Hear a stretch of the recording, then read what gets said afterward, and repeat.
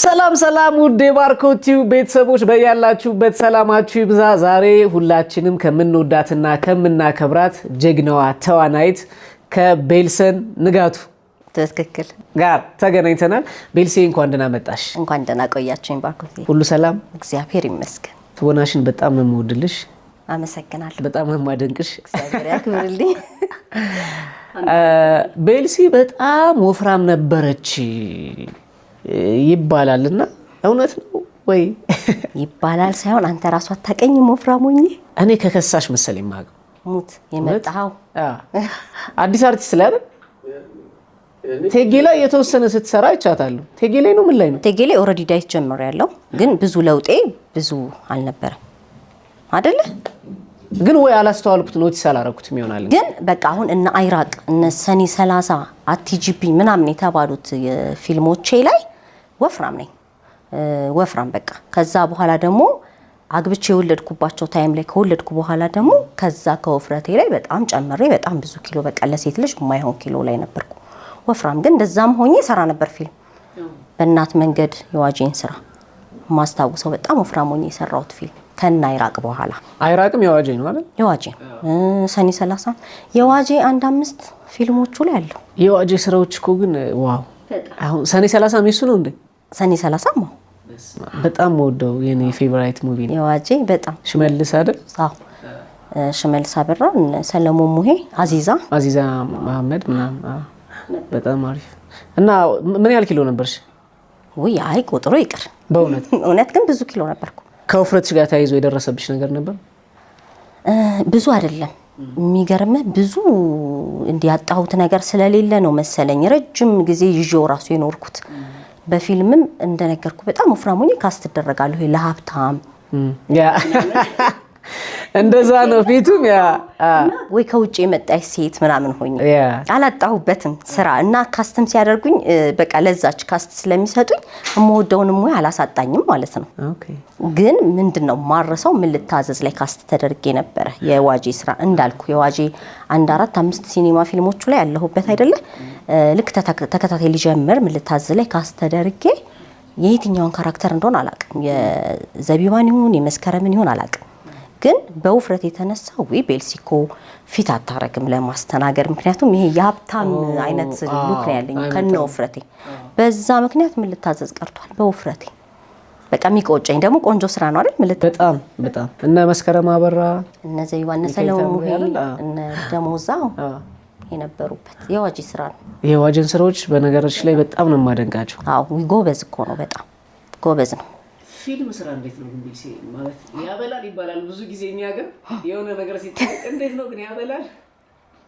ያበላል እኔ እንጃ ታውልታያይዘኝ ነው። አይ እኔ ለፍቅሩ ነው የምሰራው። እግዚአብሔር ይመስገን ለፍቅሩ ነው የምትሰራው እንጂ የምትሰራው የምትደክመው ምን ያህል ዋጋ ግን የለው አይደል? ይሄ ቤተሰብ ለማስተዳደር ልጆች ለማስተማር አሁን ካለው አሁን ወጪና ገቢህን እንኳን ብታይ እንደገና የኛ ፊልም ስራ እኮ ኮንቲኒስሊ የሚቀጥል አይደለም። የሆነ ፊልም ሰርተህ ከዛ 6 ወር ወይ አመት ደግሞ ሌላ ስራ ካልመጣ እድለኛ ካልሆንክ ላትሰራውም ትችላለህ። ስለዚህ በዚህ አሁን ቤተሰብ ማስተዳደር እናት አባት መርዳት ልጅ ማሳደግ ምናምን አይሆንም። ይሄ እንደ ተጨማሪው ሙያ ሌላ ሙያ በቋሚነት ኖሮክ እንደዛ እንደ ሆቢ ነገር እንጂ አይሆንም። በጣም ከባድ ነው። እኛ ሀገር ያው ዝናና ኑሮ እንደውም አሁን ጥሩ ሆነ የሚገርምሽ እቺ ሶሻል ሚዲያ ምናምን ከህዝቡ ጋር የምንገናኝበት ነገር ቀለለ አይደል? በፊት በእኛ ጊዜ ይሄ ስልክ ይዘህ ቶሎ ከህዝቡ ጋር ኮንታክት የምታደርግበት ነገር የለም። ዋጋ ከፍለህ ከዛ ወደ ሲስተሙ ለመግባት ወይ ሰው ማወቅ አለበት። ተምረህ እንኳን እኔ አሁን ቲያትር ግራጁዌት አድርጌ ከ4 አመት ምናምን በኋላ ነው ፊልም የሰራሁት። እንግዲህ ተምረህ እንኳን ከባድ ነው ወደ ሲስተሙ ለመግባት። ከዛ ደግሞ የሆነ ቲፎዞ የሚባል ነገር አለ። አሁን የሆነ ቲፎዞ እስካልገባ ፊልም ማትሰራ ወረቀትህን ይዘህ ሙያህን ይዘህ እያጨበጨብክ በቴሌቪዥን እነሱ ነው የምታየው። ቲፎዞ በነገርሽ ላይ ሁሉም ቦታ ላይ አለ።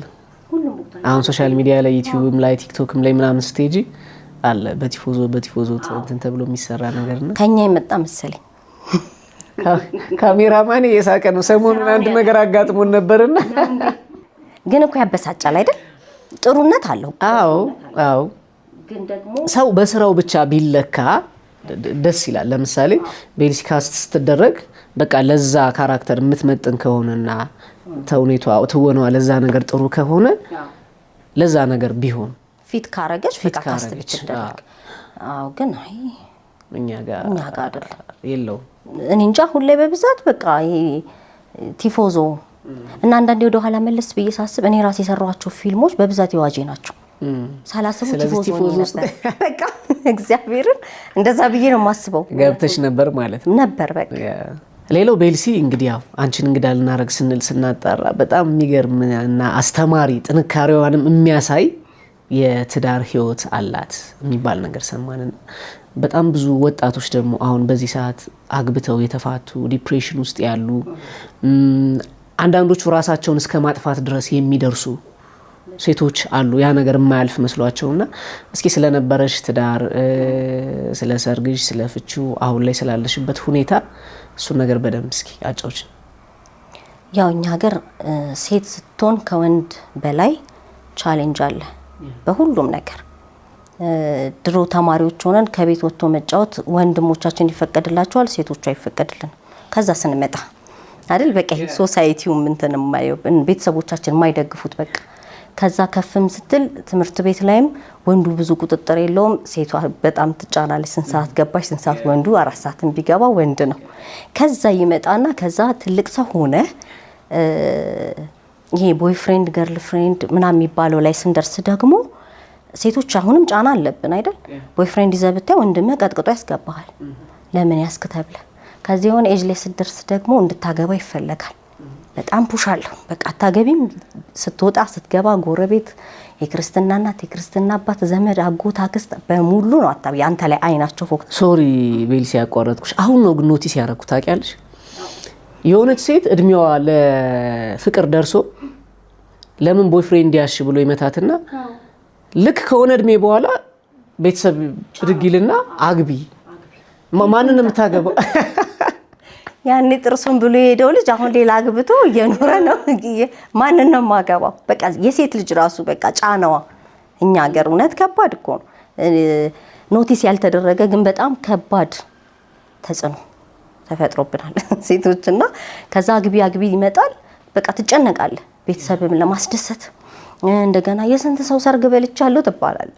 ብድር መለሽ በቃ ሌላ ግን በቃ ብዙ ጊዜ አንዳንድ ቤተሰብ ለማስደሰት ዘው ብለህ የምትገባው አለ፣ አምነህበት የምትገባው አለና እንደ ሶሳይቲው በቃ አሁን አንዳንዴ የራሳችንን ላይፍ አይደለም የምንኖረው ብዬ ነው የማስበው። የሶሳይቲውን ወይም የቤተሰብን ፍላጎት ማሟያ ልናሟላ ነው የምንሮጠው በቃ። ከዛ ታገባለህ። ያው እግዚአብሔር ሳይፈቅድ መቼም ምንም ነገር አትንቀሳቀስም ትዳርም ቢሆን። በእርግጥ አንዳንዴ ቤተሰብ ለማስደሰትም ብለህ ያልሆነ ወይ ላይም ትገባለህ፣ የማታውቀውንም ሰው ታገባለህ ምናምንና የኔ ግን ተፈላልገን ተዋደን የተጋባን ነን። ተረጋግቼ እንዲ ቤተሰብ ለማስደሰትም ብዬ ሳይሆን ምንም እኔ እናቴ እንደዚህ አይነት ጫና ተፈጥሮብኝ አያውቅም። ግን ገባሁ ወደ ትዳር እንደ ማንኛውም ሰው መኖር ነው መሰለኝ። እና እኛ ሀገር ደግሞ ትዳር ቤተሰብም ፓወር አለው በወንዱም በሴቱም ስላለው መተዋወቅ አለበት ቀድሞ። እና ይሄ ህልሜ ምንድነው እናትና አባቴ በሰርግ ነው የተጋቡት። ከዛ አባቴ ሲሞት ነው በቃ ከእናቴ ጋር የተለያዩት። ሞት ነው እንጂ ፍቺ አይደለም። እማቀው ምንድነው ሞት እንጂ ከገባህ በኋላ ፍቺ እንደሚለይ አይደለም። እዚህ ውስጥ በቃ እንደምኖረው ወልጃለሁ ምናምን። ከዛ ግን ድንገት ይሄ ነገር ሀፕን ሲያደርግ አክሴፕት ለማድረግ አሁን እንዳልከው ማለት ነው በቃ በጣም ዲፕሬሽን ውስጥ የሚገቡ የሚጨነቁ አክሴፕት ማድረግ የሚያቅታቸው ያ ሁሉ እኔ አልፌዋለሁ። እኔ ግን ሶሪ ጋይስ እግዚአብሔርን እምላችሁ እኔ ቤተሰቦችን በጣም እወዳለሁ አከብራለሁ ከምልሽ በላይ ምንም ዋጋ ልከፍል እችላለሁ። ግን አንዲትን ሴት ከወደድኳት በቤተሰቦቼ ጫና ለያታለሁ ብዬ አላስብም። አይኖ ቦታው ላይ አልተገኘውም። ቦታው ላይ ሆነ እናወራለን ማለት በዚህ ልክ ጫና ይፈጥራል ነው ፋሚሊ ይፈጥራል። ትጨነቃለህ አንተ በመሃል ቤት ትጨነቃለህ፣ በጣም ትጨነቃለህ። ምክንያቱም እዚህ ጋር የምትወዳትን ሴት ማጣት አትፈልግም። ቤተሰብ እኮ የማያውቀው አንተ ከሷ ጋር እኮ ብዙ የምታውቀው ሚስጥር አለ አይደል? ቤተሰብ የማያውቀው አንተ ሚስጥር እሷ እኮ ይሄን ሸፍና ብዙ የምትኖር ትሆናለች። ግን እዛ ጋር ደግሞ የሆነ ቤተሰብ ወይ አንተን አክሴፕት ካላረገ ወይ ካልወደደ ወይ በሆነ ነገር ተጋጭቶ ከጠላት በቃ ስትወጣ ስትገባም ደስተኛ አይደለም። እሷም ከቤተሰቦች ጋር አትቀራረብልህማ። ሰላም በቃ ሰላም ከራቀኮ መተውም ቡና አይጠጡም ምናምን በቃ ይሄ የኛ ሀገር አለ አይደል ይሄ ምን ኖራናው ፍቅር እሱ ነገር አይኖርም። ያ ደግሞ አንተን ኮንፈርትን ነው የሚነሳ እኮ። ግን ከበር ከተደራረጉ አይበልጥም ወይ የሁለቱ ነገር ነው የምልሽ። ለምሳሌ አንቺ ባልሽ ጋር ቤተሰብ በቃ እንዳትናገሩብኝ እሱም ደግሞ አንቺን ልክ እንደዛው ከበር ከተደራረጉ አሳምኖ መኖር አይቻልም ወይ? እንደዛም አይነት ትዳር ስለማቅ ነው እኔ። አዎ በነገራችን ላይ ትዳር ላይ የወንዱ ጥንካሬ ነው። ወንዱ ጠንካራ ጎበዝ ከሆነ ቤተሰቡን ሃንድል ማድረግ ይችላል፣ ምንም ጥያቄ የለውም። ግን ወንድ ልጅ ቤተሰቡን በጣም የሚወድ ከሆነና የሆነ ሰዓት ላይ ሳይድ ካደረገ ግን ቤተሰባችን ማን ወዳለ ምን ማለት ነው እንዴ? ተናገ ካገባህ በኋላ ግን ሚስት መቅደም አለባት። አሁን ኢንተርቪው ላረግ መጥቼ ልንከራከር ነው ጋይስ። ይሄ ምን አልስማማ መሰለሽ እኔ ቤልሴ ሶሪ ወንድም ሴትም እኩል ነው እንባባላለን ብዙ ጊዜ አይደል? ከዛ በኋላ እንደዚህ አይነት ነገር ላይ ሲገባ ግን አይ በቃ ወንዱ ብቻ ይሁን ተብሎ ኃላፊነት የመሰጠት ነገር ለምሳሌ በፋይናንሻል ነገር ራሱ ሴቷ ከወንዱ በላይ ያገኘች ስራዋ ለምሳሌ ከወንዱ በላይ የምታገኝ ሆነ ከወንዱ ነው ኤክስፔክት የምታረገው ነገር አንዳንድ ቦታዎች ላይ ሁሉንም ማለት አይደለም። ሶ እኔ በሱ አላምንም። ይሄ የጋራ ህይወት አይደል? የጋራ ህይወት እስከሆነ ድረስ ሁሉም ችግራቸውን ከበር ሊደራረጉ ይገባል። ሁሉም ጠንካራ ሊሆኑ ይገባል። ሁሉንም ነገሮች ሼር ሊያረጉ ይገባል ብዬ አምናለሁ እንጂ አሁን ቤልሲ እንዳልሽኝ ወንዱ ቤተሰቡን ከወደደ አይሆንም አይነት ነገር ከሆነ አይወደድማ ሊሆን አይችልም። እንደዛማ ከሆነ እኔስ አሁን ሁሌ እኮ በዛ ሰው ጫማ መቆምም አለብህ። እኔ ቤተሰብ ልጠላ አልችልም አይደል? በተለይኛ ሀገር ወንዱም ሴቱም እናት አባት ለፍቶ ነው ያሳደገው አይደል? በጣም ዋጋ ከፍለው ነው ያሳደጉን። እንዴት እናትና አባት እንጠላለን? ወንዱም እኮ እንዲጠላ አይደለም፣ ግን በሆነ መንገድ ወይ ጠሏ ማለት የሆነ በቃ በሆነ ፖይንት ወይ ጥምድ አድርገው ይዘዋታል። ከዛ መግባባት አይችሉም። ይሄ በባህልም ይባላል አማትና ምንድነው አንዴ ከተናቆረ ሰላም አይመጣም እንጂ እኮ እናትና ልጅ እኮ ስንጣላ ኖረናል። በጣም ኃይለኛ ጸብ በቃ ስትገረፍ ኖርሃል ስትጣላ ምናምን። ግን እናትና ልጅ ላይና የባል እናትና ሚስት ላይ ግን አይሆንም፣ አይመጣውም፣ በቃ አይታረቁ። እሱ ነገር ግን ምንድነው የሆነ ከላይ የመጣ ነገር አለ። ለምሳሌ ጓደኛዬ ጠብሶ እህትየው አልወዳትም አለች። ምን አርጋሽ ነው? እንዲሁ እግዚአብሔር እንዲሁ አላቅም። ግን ደግሞ ማቃው ደግሞ አለ በጣም አሁን በጓደኞቼ ከባሎቻቸው ቤተሰቦች ጋር ብታይ ፍቅር እንደውም ከባሎቻቸው በላይ ሚስቶቻቸውን እንደ ልጆቻቸውን ረስተው በእውነት የወንዶች እናት ማለት ነው ሚስቶችን በቃ እንደ ልጃቸው ልጅ ማለት በቃ በደንብ በፍቅር ደግሞ የሚኖሩ ደግሞ አሉ። አይበዛም እንጂ ከእናት ደግሞ እህት ከባድ ናት። እህት ደግሞ ከባድ ናት። አይዞ እኔ ውስጥ እህት የለውም፣ እህቶችም አልነበሩትም። እኔ ብዙ እህቶች አሉኝና አስፈራራሽኝ። እግዚአብሔር ይርዳሽ እንግዲህ ባርኮት ጋር ምትመጪ እግዚአብሔር ይርዳሽ። አይ ኦኬ ነው። እኔ ማንንም አልሰማም። አንቺ ምናምን ታያለሽ። እንዲበል እንደሱ ነው የሚሻለው። አይ እግዚአብሔር ምንድነው የሚባለው አያምጣው እንጂ ግን ሁለቱን ነገሮች መለየት ያስፈልጋል። ምንድነው ሰው እናትና አባቱን ይተዋል ከሚስቱ ጋር አንድ አካል አንድ አምሳል አይደል? ስለዚህ እኔ ወደፊት በሚስቴ ጉዳይ ማንንም ሰማ ይመስለኛል። ያ ማለት እናትና አባትን እንጠላለን አይደለም። እንወዳቸዋለን፣ እናከብራቸዋለን። በትዳር ህይወት ውስጥ ግን ጣልቃ መግባት እነሱ ልጃቸው የወደደው መውደድ ለልጃቸው ከተስማማች ወይም ለልጃቸው ከተስማማ ያ ሰው በቃ አክሴፕት ማድረግ አለባቸው። የሷም ግን በፍጹም እንዲገባ አልፈቅድም። አዎ ቢሆን መልካም ነው። አዎ ብዙ ጊዜ ሴት ቤተሰብ አይገባም። ታይ አዎ እንደውም ከልጃቸው በላይ ወንዱን ነው ልጅ የሚያደርጉት። ይክዷታል እኮ በእውነት ወንዱን ነው በጣም አክሴፕት የሚያደርጉት። የሴት ወገን ብዙም የወንዱ ነው የሚበጣው። ሴት ስለሆንኩ አይደለም ግን ያው ህዝቡ ይመሰክራል። በወንድ በኩል ምናልባት ወይ ብዙ ጊዜ ቤተሰብ የሚረዳ ልጅ ይሆንና ጥቅም ይነካል፣ ይቀንሳል። ወደ ራስ ላይፍ ስትገባ እዛ ጋር የምትቆርጣትም ነገር ትቀንሳለች። አስተካክል ካሁን አስተካክል። እነሱ ነው የሚረዱኝ። በቃ አንተ ጋር ሰላም ነው የሚሆነው። እነሱ ናቸው የሚረዱኝ። ታዲያ አሁን ሁለተኛ ሰው ስታመጣ ለሁለት ሰው እንደሚረዱ ሲያስቡ ጸብ ያመጣል። እሱ በቃ ሌላ ጦርነት። የራስን ነገር ጀምር። ያው የሞካከርን ነው እንግዲህ። ሰብስክራይብ አድርጉ እስኪ ዩቲዩባችን ሰብስክራይብ አድርጉ። ሰው እንግዲህ በትዳር አመት ከ8 ወር ትዳር እንዴት ነበር ቤልሲ? ጠንካራ ጎኑ ምንድነው? ጥሩ ጎኑ ምንድነው? መጥፎ ጎኑ ምንድነው? የተፈጠሩትን ነገሮች እንዴት ነበር የምታልፊያቸው? እስኪ እነሱን ነገሮች። እኔ ለትዳር በጣም ትልቅ ክብር አለኝ። ከልጅነቴም ጀምሮ በቃ ማግባት መውለድ ምናምን ይሄ እናት መሆን በጣም በቃ የምፈልገው ነው። በእናትና አባቴም ሳየው ያደግኩት ነው ምናምንና በጣም ነው የማከብረው ትዳርን። ትዳር ላይ ያሉ ሰዎች በጣም እድለኞች ናቸው በእውነት በቃ እግዚአብሔር የመረጣቸው ሰዎች ናቸው ብዬ ነው የማስበው። ትዳር ግን በጣም ቻሌንጅ አለው፣ ፈተና አለው። ምንም ነገር አልጋ ባልጋ አይደለም። ግን እኔ አሁን አመት ከ8 ወር ኖሬ አልመክርም፣ ስለ ትዳር አልመክርም። እኔ የሆነ ኤክስፒሪየንስ ግን ይኖራል። ግን ምንድነው በቃ ፈተናዎች አሉ አይደል? ግን ያን ፈተና በጋራ ነው እንጂ ለብቻ ማለፍ አትችልም ትዳር ላይ። አሁን ፊልም ለብቻ አይሰራም አይደል? ተዋናዩ ለብቻው ተዋናይ እኮ አይሆንም። ቲም ወርክ ነው።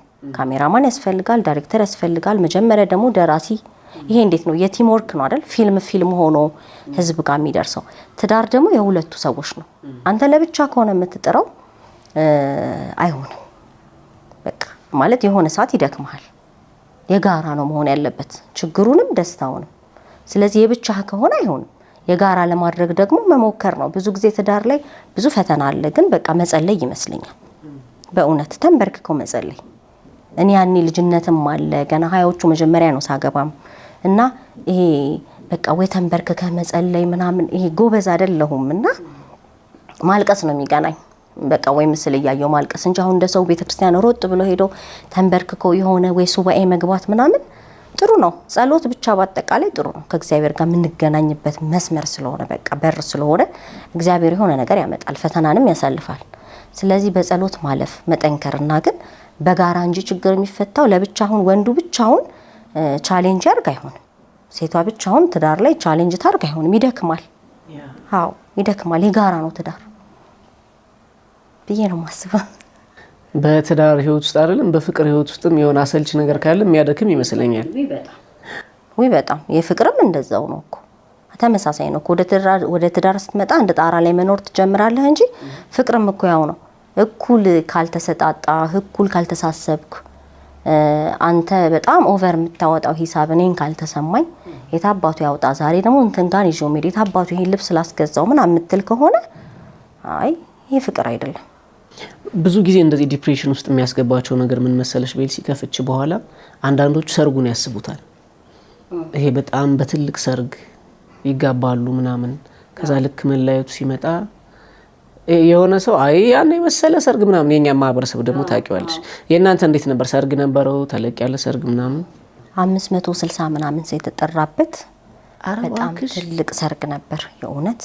እኔ ሚዜዎቼ ራሱ 5 10 አበባ በታኞቼ 4 ምናምን ማአት ነን። ኢቭን አጃቢ የለኝም ስለሌለኝ ሚዜዎቼና አበባ በታኞቼ ነበሩ ብዙ እና በጣም ትልቅ ሰርግ ነበረ። በኃይለ ሥላሴ ጊዜ ነበረች መኪና ነበረች የሰርግ መኪናችን ራሱ እና በጣም ትልቅ ሰርግ ነበር። በጣም ደስ ይል ነበር። ልክ ፍቹ ጋር ወይም አለመግባባቱ ጋር ትዳሩ እንደማይቆይ ስታክን ብዙም የምትጥረው እኮ ለዛ ነው። ተፋታ ሄደች ሲባል ለሴት ልጅና ለወንድ ልጅ አንድ አይደለም። ሲባል የኛ ሀገር ሶሳይቲ የኛ ሀገር ማህበረሰብ መቀበል ብትፈልግ ልትቀበል እየሞከርክ እንኳን እንዳትቀበል ያደርግሃል። ይጠይቅሃል። በቃ ጥያቄ ለምን መጣ ይሆናል እናትህ ቤት ማለት ነው። እንዴት መጣ ልታድርም እኮ ይሆናል።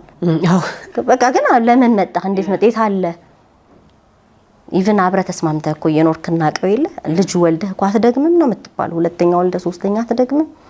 በቃ መጠየቅ ይሄ አሁን ሴት እህቶቻችን ላይ በጣም ጫና የሚፈጥረው ነገር ሳያገቡ ለምን አታገቢም፣ ሲያገቡ ለምን አትወልጂም፣ ሲወልዱ ለምን አትደግሚም። ይሄ በቃ እና ምንድነው የምንኖረው የራሳችንን ላይፍ ሳይሆን የሶሳይቲውን ለማሟላት ቤተሰብ ምን ይባላል በቃ ለቤተሰብ እናቴ ምን ትባላለች እኔ ሳላገባ ቆሜ ቀረው ምናምን ሳልወልድ። እንግዲህ ልጅ የሚሰጠው እግዚአብሔር ነው። ካልወለድክ ምን ታደርጋለህ? አንዳንዴ እኮ በልጁ ሊመጡ ባህል የተጋባ ሙሽራ ሳይወልድ ለምን አትወልዱም ብሎ ይጠይቃል። ግን እነሱ ሳይፈልጉ ቀርተው ነው አይደለም እኮ። በነገራችን ላይ ከራሳችን ደስታ እኮ በላይ ማለት ለኛ የሚጠቅመውን እኮ እኛ እኮ ብናገኘው ያንን ልጅ ያንን ትዳር ያንን ፍቅር ያንን ሰላማዊ ህይወት እኮ እኛ ብናገኘው ለራሳችን እኮ እኛ እኮ እንፈልገዋለን ከነሱ በላይ እነሱ ከሚመኙልን በላይ። ግን አንዳንዴ እንዴት ነው ካንተ በላይ እኔ ያዝንልሃለሁ ካንተ በላይ እኔ ያንተ ህይወት ያሳስበኛል አይነት ነገር አለ አይደል? እንጂ ማንም ሰው ሳይፈልግ አይደለም ጥሩ ነገር። ግን ምን ይባላል መሰለሽ ይሄ በፍች ላይ ሰዎች ሁለት አይነት እይታ አላቸው። አንዳንዶቹ ትዳር ነው በቃ መለያየት የሚባል ነገር በፍጹም መታሰብ የለበትም እንደ አማራጭ ሁሉ መግባት የለበትም በፍጹም ይላሉ። ሌሎቹ ደግሞ አይ ህይወት አንዴ ነች ካልተመቸኝ ለምን አልለያይም። ለምሳሌ ካልተሳሳትኩ መጽሐፍ ቅዱስ በዝሙት ምክንያት ካልሆነ በቀር ባል ሚስቱን አይፍታ ሚስት ባሏን አትፍታ የሚል ቃል አለ መሰለኝ ካልተሳሳትኩ። ሶ በዝሙት ምክንያት ካልሆነ በቀር አይቻልም ይላሉ። አዎ ዝሙት ወይ ሞት ካለኝ አዎ። ሌሎቹ ደግሞ አይሆንም በቃ ካልተስማማ መለያየት ይቀላል እየተቋሰልክ ለምን ትኖራለህ ይላሉና ቤልሲ በመለያየቷ ያገኘችው ወይም ደግሞ አብሮ በመኖር የትኛው ይሻላል? አሁን ለዚህ ሐሳብ አንቺ የትኛውን ተወግኛለሽ? እኔ ምን አስባለሁ በመጀመሪያ በደንብ መሞከር ላለመለያየት የእግዚአብሔርንም ቃል ለመጠበቅ እግዚአብሔርን እየለመንክ ፍቺን አላበረታታም፣ ወደፊትም አላበረታታም። በጣም ቻሌንጅ ስላለው በተለይ ልጅ ካለ ልጅን ያላባት ማሳደግ ፈተና ስለሆነ በጣም ከባድ ነው። ምቾትም የለውም። ምቾት አለው ብሎ የሚል ካለ እኔ አላቅም። ምቾት የለውም። ለኛ ምቾት ሊኖረው ይችላል። ለኛ ለምን ወተት ትዝናናለህ፣ ወንድም ለማግኘት ቀላል ነው። ለልጆችህ ግን ሙሉ አይደሉም። የፈለገ ብትሆን እናት እንጂ እኔ አባት አልሆንም ለልጅ አይደል? የሆነ ነገሯ ጎድሎ ነው የሚያድግብ። በቃ ትምህርት ቤት አባት የሚያመጣት ልጅ ትኖራለች። የኔ አባት የታለች ብዙ ነገር ስላለ በተለይ ልጅ ያለው ሰው ብዙ ይታገላሉ። የኛ እህቶች እኮ ወልደው ላለማፋታት እና እኛ ደግሞ ብዙ እንጥራለን። አሁን ጥግ ድረስ ትሞክርና ካልሆነ ግን ብዙ ሞክረህ ካልሆነ ምንም ማድረግ አትችልም። እንዳልኩ ነው ትዳር እኮ የጋራ ነው፣ ለብቻህ አትኖረውም። ስለዚህ በዛኛው ወገን ካልፈለገ መውጣቱ የተሻለ ነው። ምክንያቱም ለፈጠርካት ነፍስ ደግሞ አንተ መኖር አለብህ። ለምታስፈልገው ቤተሰብም እኮ ይፈልግሃል። ዋጋ ከፍሎን ያሳደገ ወንዱንም ማለት ነው። ሴት ብቻ ሳይሆን ወንዱ በጣም ብዙ ይሞክራል። ማይሆን ከሆነ ግን መኖር አለበት። አንድ ለፈጠረው ልጅ፣ ሁለት ለቤተሰቡ ዋጋ ከፍሎ ላሳደገው። ምክንያቱም ሰው በዛ መሀል ህይወት ሊጠፋ ይችላል አይደል? ብዙ ጊዜ አሁን እያየናቸውም ያሉት ነገሮች አለመግባባት፣ አንዳንድ ህይወት እስከ መጥፋት ከደረሰ ግን መቆየት ይሻላል፣ መኖር ይሻላል። ብሞት በቃ እረሳለሁ፣ ልጄም እናት ታጣለች። ስለዚህ አንዳንድ ጊዜ መኖር ያለብን ሰዎች አሉ ለቤተሰብ ለልጅ። ስለዚህ መቆየቴ መኖሬ ለኔ በቃ ትልቅ ነገር ነው። ስለዚህ ከዛ ህይወት መውጣት ካለብኝ ይሄን ነው የምመርጠው፣ መውጣቱ ግን እሞክራለሁ መጀመሪያ እኔ ፍቺን ስለማላበረታታ። ካልሆነ ግን ኦፍ ኮርስ ለብቻ መኖር ይሻላል። እንግዲህ ቤልሲ በጣም ብዙ ሴት እህቶቻችን የሚቸገሩት ፍች ከመጣ በኋላ እንዴት ማለፍ እንዳለባቸው ይቸገራሉና ቤልሲ እንዴት አለፈችው? እንዴትስ ማለፍ አለባቸው እነዛ ሰዎች? ምክንያቱም አንዳንድ የማያልፍ ይመስላቸዋል በጣም ብዙ ሰዎች። በምን መልኩ ነው ያለፍሽው? በምንስ መልኩ እነሱ እንዲያልፉት ሪኮመንድ ታደርጊያቸዋለሽ? በጣም ከባድ ነው እውነት። እንደ ሪያሊቲውን ካወራን በጣም ነው የሚከብደው። የሆነ ህመም ታመህ ቶሎ መዳን አትችልም እና አይ እንደዚህ አርጉና እንደዚህ አርጋችሁ ትድናላችሁ ወይም ከዚህ ስሜት ትወጣላችሁ ብዬ መዋሸት አልፈልግም። ህመም አለው፣ ያን ህመም ማሳለፍ ግድ ነው። በቃ ማሳለፍ ነው መቻል። ምናልባት በየሃይማኖታቸው መጸለይ ሊሆን ይችላል። አንዳንድ ጊዜ ማልቀስም ጥሩ ነው፣ አልቅሰም ይወጣልሃል። ምክንያቱም ራሳቸውን ወደ ሌላ ነገር ውስጥ እንዳይከቱ ማለት ነው። ምክንያቱም በዙሪያችን አሁን አበሾች እኛ ስንባል ሶሳይቲው ነው እኮ የሚከብደን። ስትወጣ ስትገባ የምትጠየቀው ጥያቄ ህዝቡ ሰው ምን ይለኛል ነው። በነገራችን ላይ ከዋናው ህመማችን በላይ እኮ ሰው ምን ይለኛል ነው የሚጎዳን። ስለዚህ ያንን ነገር በቃ ራስን ማሳመን ነው፣ ጭንቅላት ውስጥ አክሴፕት እንዲያደርግ ማድረግ ነው። ያንን ደግሞ በተቻለ አቅም በጸሎት እና ደግሞ ህመሙን ማለፍ ግድ ነው። በቃ ባርኮት ግድ ነው። አሁን ይሄን ህመም ለፉና አይት ማለፍ ይቻላል ብሎ ማቅለል ከባድ ነው። በቃ ህመሙን መታመም ግድ ነው። ታመናል፣ የሆነ ነገራችን ተነክቷል፣ ተቆርጧል። ያቁስል እስኪድን ማስታመም ግድ ነው። በቃ ታመህ ግን የማይድን ነገር ግን የለም፣ የማያልፍ ነገር የለም እንደሚባለው ያልፋል። እግዚአብሔር ደግሞ ቀላል ያደርጋል። ብቻ አንተ ምንድነው በዳያቱ አይደል? በዳያቱ ንጹህ ከሆነ አይምሮ ንጹህ ከሆነ ህሊና ነው እኮ ዋናው ነገር። ቀን ከሰው ጋር ስትስቅ ምን ብለህ ማታ ስተኛ ሁላችንም እኮ ጥሩ ሰራን መጥፎ ሰራን የሚወቅሰን ህሊናና ህሊና ብቻ አለ። ህሊና ያ ሰው ላይ ወንዱም ሴቱም፣ አሁን ሁለቱንም ወገን ነው የማወራው። ወንድም ተበዳይ የሚሆንበት ጊዜ አለ፣ ሴትም ተበዳይ። ያንን ሰው አንበድል እንጂ ከህመም የማይድን ብቻ ተበዳይ ሆን ያልፋል። በዳይ ከሆንክ ግን በጣም ከባድ ነው። በጣም አያልፍም። ህሊና ይወቅሳል እድሜ ልክ። ስለዚህ መበደል ይሻላል። መበደል በጣም ይሻላል። የማያልፍ ነገር ደግሞ የለም አይደል? ስለዚህ በዚህ ህይወት ውስጥ ያላችሁ ሴት እህቶቻችን እንግዲህ ሴት እህቶቻችን ወንድ እህቶቻችን አሉ እንዴ? ምን አይነት አባባል ነው ትላለህ? እህቶቻችን እንግዲህ አይዟችሁ ሁሉም ነገር ያልፋል። ቤልሲ ያን በጣም አስቸጋሪውን ጊዜ እንግዲህ በጣም 500 ሰው ማለት በጣም ብዙ ነው። ቤልሲ ሰርግ ላይ በዛ ልክ ተደግሶ የነበረው 3 አመት በፍቅር አሳልፈሽ አመት ከ8 ወር ደግሞ በትዳር ኖሮ መለያየት ከባድ ነውና ያን ነገር ተቋቁሚዋለሁና እናንተም ተቋቋሙት ነው። ሌላው በጣም ከባድ ነገር ይመስለኝ ልጅ አላችሁ እንግዲህ ስንት አመቷ ነው ወይ አመቱ ነው? 10 አመቷ ነው። 10 አመት እግዚአብሔር ያሳድግልሽ። አሜን። ሲንግል ማምነት እንዴት ነው?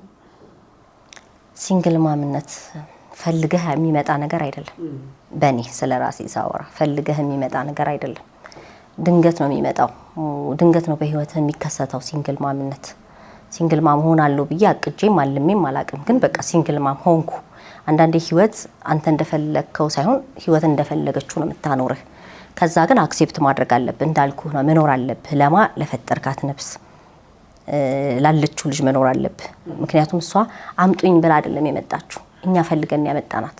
ስለዚህ ለሷ ህይወት መስዋዕት መክፈል አለብህ። ጥሩ ማስተማር አለብህ። በተቻለ አቅም አይምሯ አባቴስ የሚለው ጥያቄ እንዳይፈጠርባት በተቻለ አቅም ትሞክራለህ። እግዚአብሔር ደግሞ ይጨመርበታል። ይባረካሉ እንደዚህ አይነት ልጆች በብዛት ጎበዞች። በጣም የሲንግል ማም ልጆች በጣም ብዙዎች እኮ ሰክሰስፉል ናቸው። በቃ ለምን የእናታቸውን ድክመት እንትን ያሉ ልፋት ያሉ የእናታቸውን ሀዘን ይረዳሉ። የአሁኖቹ ልጆች ደግሞ ሞር ይረዳሉ። ስማርት ናቸው በጣም እና እናት ብቻዋን ስታሳድጋት ያለችን ሴት ወይ ወንድ በኋላ በጣም ጎበዝ ፋሚሊ መፍጠር የሚችሉ ነው የሚመስለኝ። ለምን ለብቻዋ ስትጥር ያያሏ ምንም እንዳይጎልባቸው ሆነ ነው የምታሳድገውና የሚመረጥ ህይወት ግን አይደለም። ቻሌንጅ አለው፣ በጣም ፈተና አለው፣ ምቾት የለውም። ምክንያቱም እኔ አሁን በግሌ ሲንግል ማም ከመባል ባለትዳር መባልን መመርጥ ሰው ነኝ እኔ የራሴ ፍላጎት። ስለዚህ ለኔ ምቾት የለውም፣ ለልጄ ምቾት የለውም። ኖሮትም አያውቅም። በቃ የሆነ ነገር የፈለገ ብታሟላላት እናቷ ነኝ እንጂ አባቷ ልሆን አልችልም። ያ ነገር ይሰማሃል። እኔ ብዙ የሚጎለኝ ነገር እኮ ኖሮ አይደለም፣ እግዚአብሔር ይመስገን። ግን ለሷ ታስባለህ፣ ለፈጠርካት ልጅ አባት ቢኖራት ትላለህ። ካልሆነ ግን በቃ እግዚአብሔር የፈቀደው ደግሞ ይሄ ከሆነ እግዚአብሔር ደግሞ አባት ይሆናታል ብዬ ነው የማስበው። ነገ ደግሞ ምን እንደሚፈጠር አላውቅም። የተሻለ ነገርም ይመጣል ብዬ አስባለሁና ሲንግል ማምነት የሚመረጥ ህይወት ባይሆንም ግን ደግሞ ሲንግል ማም ግን ሆና የምታሳድግ ደግሞ አንድ እናት ጀግና ናት። ምክንያቱም ሁለት ሆነው እናትና አባት ሆነው በዚህ ሰዓት በተለይ ልጅ ማሳደግ በከበደበት ሁኔታ የልጆችን ስሜት እያሟሉ ፍላጎት እያሟሉ የፈለጉትን ነገር እያደረጉ እንኳን የሚከብዳቸው እሷ ግን ለብቻዋ በጣም ከባድ ይመስላል። ግን የምታሳድግ ጀግና እናት ናት። ባይዘው ሲንግል ማሞች ጀግና ነን እኮ በጣም እውነት። እናትም አባትም ነህ። የእናቶችንም የአባቶችንም ቀን ነው የማከብረው። አሁን ለምሳሌ ጥያቄስ ደግሞ አይመጣም አባቴ ምናምን የሚል ጥያቄስ? ከኔ ልጅ ካንቺ ልጅም እንደው አጠቃላይ የሚከብደውም ነገር እሱ ይመስለኛል። ይጠይቃሉ፣ ልጆች ይጠይቃሉ። እግዚአብሔር ይመስገን እንዳልኩህ ነው እኮ እግዚአብሔርም አንዳንዴ ይረዳህና ልጆቹ ምን ይሆናሉ መሰለ ካንተ በላይ ጭንቅላታቸው በጣም ይፈጥናል እና ካለውም ነገር አንፃር ታያለች። አሁን የኔን ብትል የምታስቸግረኝ ልጅ አይደለች በፍጹም። በቃ እኔና እኔ ላይ ነው ኮንሰንትሬት አርጋ እና እናቴ መቼ ነው የምታገቢው ነው የምትለው። የምርሽን ነው? እውነት መቼ ነው እህትና ወንድም የምትወልጂልኝ? አሁን እዚህ ስቴፕ ላይ ነን እኔና ልጄ እንጂ አባቴ ታላ አባቴን አምጪ ባት የለም በፍጹም። በቃ እናቴ አግቢ፣ እናቴ መቼ ነው የምትወልጂልኝ? በቃ እነዚህ ሁለት ጥያቄዎች ነው ያሉት እንጂ የለም ወደ ኋላ ጥያቄ ምንም። በፊት ትንሽ ሆና ትምህርት ቤት ላይ ሆና ለምንድን ነው አባቴ የማይመጣው ትላለች። ያው ትንሽ ሲሆኑ ማስረዳትም ስለማትችል ይከብድሃል። እያደገች ስትመጣ ካለውም ነገር አንፃር እኛም እዛው ስንጫወት ምናምን ትሰማለች። በቃ ትረዳለች። ህይወቷ ራሱ እንድትረዳ አድርጓታል። ስለዚህ በቃ ታያለች። እና አሁን እኔ እግዚአብሔር ይመስገን ግን በጣም ብዙ ህፃናት እንደሚጠይቅ እርግጠኛ ነኝ አባቴ። ለምን ያሁን ደግሞ ዘመን ልጆች በጣም አባቴ ይወዳሉ። ያ በጣም አባታቸው ጋር ያላቸው አታችመንት በጣም ነው የሚገርም። ስለዚህ ላይጠይቁ አይችሉም፣ ላያስቸግሩ አይችሉም። ግን በቃ በዘዴ እነሱን ቀስ ብሎ ማስረዳት ቢቻል ደግሞ ቢያገኟቸው። አሁን አንዳንድ ጊዜ አያገኙም አባቶች፣ ምናልባት ሚስቶችን የጎዱ እናቶችን የጎዱ ስለሚመስላቸው ልጆችን ያለ ማየት ነገር አለ፣ ወጪ ያለ መሸፈን ነገር አለ። ይሄ ሲሆን ኢትስ ኦኬ ወጪ ግን ልጆችን የማየት ለልጆቹ ሲባል ፈልገው ላልመጡት አይደል እኛ ፈልገን የመጡትና ለነሱ ሲባል ደግሞ ማየት ቢኖር እንዲህ አይተሃት አግኝተሃት አባት ሆነ ሻይ ብትጋብዛት በቃት ልጅቷ እና በቃ ማግኘት ቢችሉ። አንዳንድ ጊዜ የሚያስቸግሩ አባቶች አሉ፣ ማያገኙ አሉ። ግን ይቻላል። አሁን እንደው ሚስቴ ጋር ልጣላ እችላለሁ፣ ከዛ ልጅም ልጣላ ነው ለዞም ሕፃን ልጅ ጋር ይቻላል አለማየት አለመጠየቅ። ብዙ አሉ እናቶችን የጎዱ ስለሚመስላቸው እንኳን አይደለም ተቆራጩን ትተኸው የገንዘብ ጉዳይ መቼም ያው ብዙ እንትን ቢልም የማያገኝ አለ። ግን እኮ በጣም በህግ እንኳን ደረጃ እኮ ያስገድዳል፣ እንዲያዩ ያስገድዳል። ሄደ ብትናገር ያስገድዷቸዋል። ኢቨን እንዲታይ ለልጆቹ ሞራል ግን አሉ፣ ብዙ አሉ።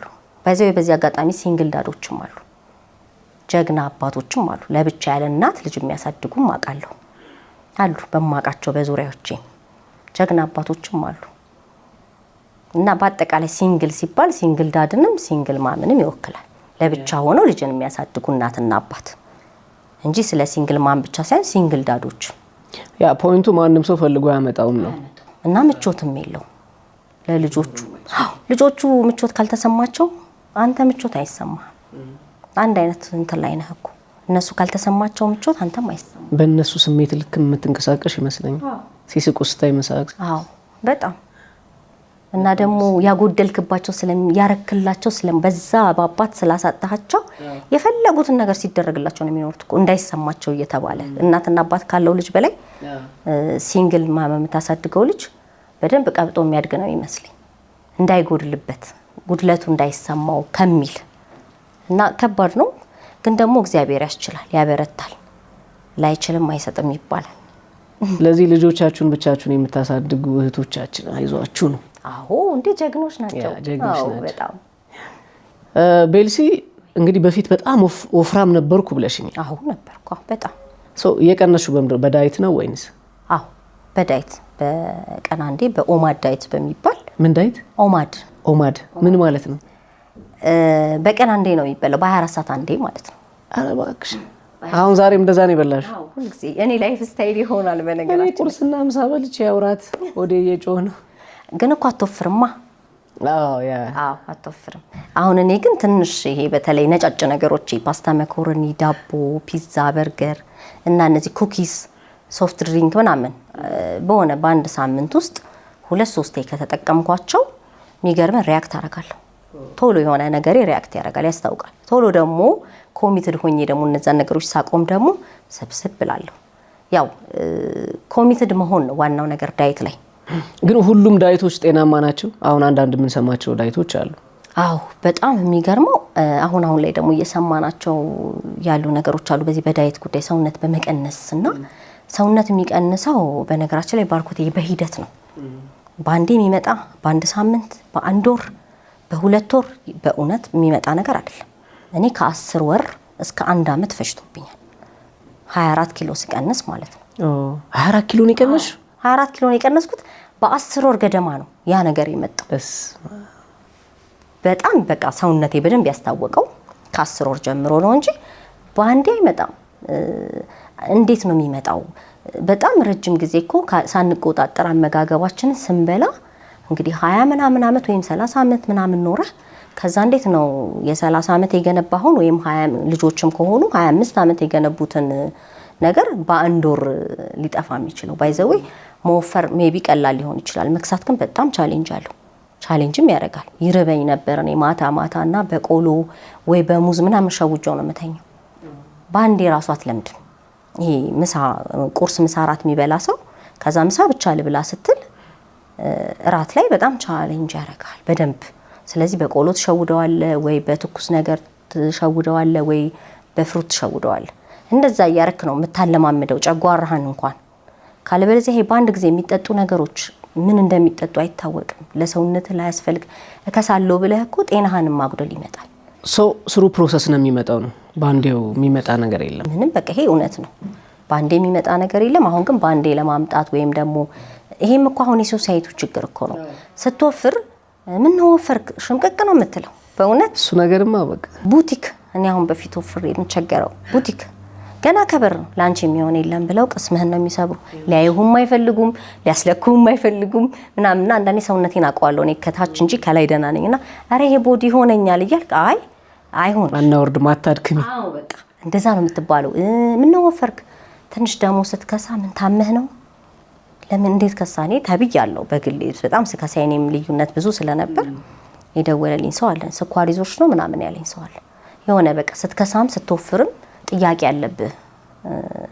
እኛ በቃ ከባድ ነው ሶሳይቲያችን፣ ማህበረሰባችን በጥያቄ ነው የምንከበበው ሁል ጊዜ እና ለዛ ሰው ነው የምንኖረው። ወይም ወፈርክ ላለመባል ወይ ከሳ ላለመባል እንጂ ለራሳችን አይደለም የምንኖረውና ያም ተጽዕኖ ነው አንዳንዴ ወደ አላስፈላጊ ነገር ቶሎ ወደ መቀነስ ትሄድና ጤነኛ የነበርክ ሰው አሁን ወፍረህ እኮ ጤነኛ ከነበርክ ቀስ እያለ እኮ በሂደት ቢቀንስ ይችላል። አሁን ጂም ጎበዝ የሆኑ ሰዎች ጂም ቢገቡ እኔ ጂም ምንም ነው የማልወደው። ለዚህ ነው ከምግብ ጋር ብቻ የታገልኩት እንጂ ጂም እና ምግብ እያደረገ ደግሞ በ3 ወር በ4 ወር ሊከሱ ይችላሉ በደንብ። ስለዚህ በሂደት ነው ነገሮች የሚሆኑት። ሁሉ ነገር ሂደት ያስፈልገዋል። የሰው ልጅ ተወልዶ እኮ ሲያድግ እኮ በሂደት ነው እንጂ ተወልዶ በማግስቱ ትምህርት ቤት እኮ አይገባም አይደል? ሂደት አለው ህይወት ላይ። ስለዚህ ሰውነታችንም ላይ ሂደት አለው። ሰውም ደግሞ ቶሎ ለመክሳት ይፈልጋል፣ ግን አይሆንም። ሂደት አለው፣ ማመን አለበት። በዛ ላይ ደግሞ ዳይትም ቢሆን ኮሚትድ መሆን አለበት። ኮሚትድ ካልሆንክ ባይዘው ምንም ነገር ላይ ውጤታማ አይሆንም። እና ይሄ በተለይ አላስፈላጊ አሁን የሚጠጡት ይሄን ጠጡ ይሄን ብትወስዱ ቦርጭ ብቻ ይጠፋል ምናምን ስለዚህ እንደኔ ኮሚትድ ሆናችሁ ሳታቋርጡ ዳይታችሁን ካረጋችሁ ያው 24 ኪሎ ቀንሻለሁ ትቀንሳላችሁ። በትክክል በቃ አመጋገባቸውን በደም ታይፓቸው ቢቻሉ ማስተካከል በቃ። ቴንክ ዩ ቤልሴ በጣም ነው የምናመሰግነው። እንግዲህ በሄሎ ቴክአዌይ ፖድካስት ስቱዲዮአችን ድረስ መጥተሽ ለሰጠሽን ቆንጆ የሆነ ቆይታ በጣም እናመሰግናለን። እኔም እንግዲህ የቴክአዌይ አዘጋጆች እንግዳ አርጋችሁ ስለጋበዛችሁኝ በጣም ነው የማመሰግነው። እግዚአብሔር ያክብርልኝ። ቴንክ ዩ። እንግዲህ ቴክአዌይ ያላልንሽ ያው በቀን አንዴ ነው። ለዛ ነው ካሜራ ላይ ስላልገባ ነው እንጂ ቡና ጠጥቻለሁ። ሞዶን ቡና ጠጥቻለሁ። ቴንክ ዩ ቤልሲ እናመሰግናለን። ሰብስክራይብ ያረጋችሁ እናመሰግናለን። ቴንክ ዩ